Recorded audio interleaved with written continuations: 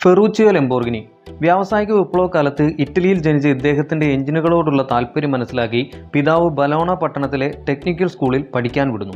Industrial design and ടെക്നോളജിയിൽ ബിരുദം നേടിയ ഇദ്ദേഹം രണ്ടാം ലോക മഹായുദ്ധകാലത്ത് നിർബന്ധിത പട്ടാള ജോലിക്ക് വിധേയനാകുന്നു. യുദ്ധമുഖത്തും മെക്കാനിക് ജോലി തന്നെ അവൻ ചെയ്തു പോരുന്നു. ബ്രിട്ടീഷ് സൈന്യത്തിൻ്റെ തടവിലാകുന്ന ഇദ്ദേഹം അവിടെയും സൈന്യത്തിൻ്റെ വാഹനങ്ങളുടെ മെക്കാനിക് പണികൾ ചെയ്ത് അവരുടെ ശ്രദ്ധ പിടിച്ചുപറ്റുന്നു. അങ്ങനെ രണ്ടാം ലോക മഹായുദ്ധം അവസാനിച്ച നാളിൽ ഫെറൂച്ചിയോ നാട്ടിൽ തിരിച്ചെത്തി ഒരു ട്രാക്ടർ കമ്പനി തുടങ്ങുന്നു. ഇറ്റലിയിലെ മികച്ച കമ്പനിയായി അത് മാറുന്നു. കോടീശ്വരനായി മാറിയ ഇദ്ദേഹം തൻ്റെ കാർ കളക്ഷനിലേക്ക് ഒരു ഫെരാരി കാർ വാങ്ങുന്നു.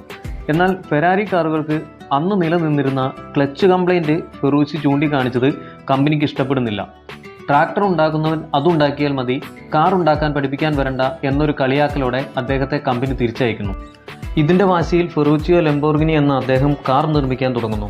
ഈ കാറുകളാണ് ഇന്ന് പേരുകേട്ട സെലിബ്രിറ്റികളുടെ പ്രിയപ്പെട്ട ലംബോർഗിനി.